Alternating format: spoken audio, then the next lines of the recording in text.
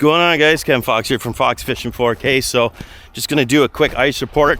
This is at the end of West Street. Gonna throw the drone up, see how far this ice shelf goes, how thick it is. Gonna do an ice test, chisel through, see if it's candled, see if it's clear, and see how good this ice actually is. Let's go.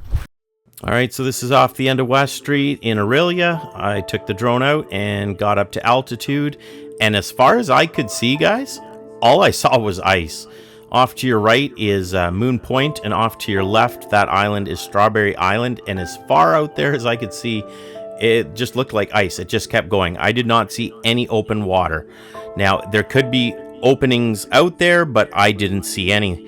Looking here for Grape Island, you can see that there's the old ice packed in there, and then all the fresh new stuff. Anything that was newly formed was very, very clear ice. Anything snow covered is the older ice, and it's a little bit thicker. This new stuff here, you can see at the end of West Street, I hiked out a bit, and we probably had a good 4 or 5 inches, 50 to 100 feet offshore. That being said, you go out a kilometer, I don't know how thick it is. When I was coming back with the drone, one thing really beautiful about this ice was I could see the bottom. And instead of coming straight in and landing, I was so captured by this beautiful lake bottom, I did a little turn and I started driving around looking for pike and perch.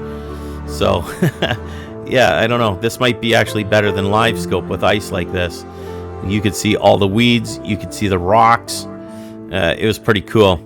I actually wish there was a thing on my drone where I could tap a button to drop a GPS pin on some good bottom structure, because I found some really nice cobble that would probably hold some really good jumbo perch.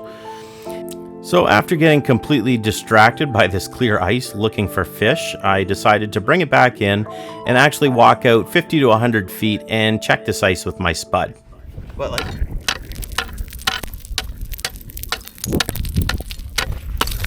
So once I get a chunk of ice out of the lake, I often hold it up to the sun because I'll look at the integrity of it. This one had a bunch of clear ice in it, which is good and strong, but it also had a bunch of micro fractures, which is going to make this kind of ice shatter when you throw it, or you hit it with a spud. It'll just kind of chip. It's not terrible ice, and it's not great ice either. 100 feet offshore, I had about 4 to 6 inches, variable, but I don't know how thick the ice was any further than that. I didn't have my safety gear and I didn't venture out. So hopefully this information helps you guys, especially if you live far away or you're heading up to the north end of the lake, and this helps you make a decision whether you want to venture out or not.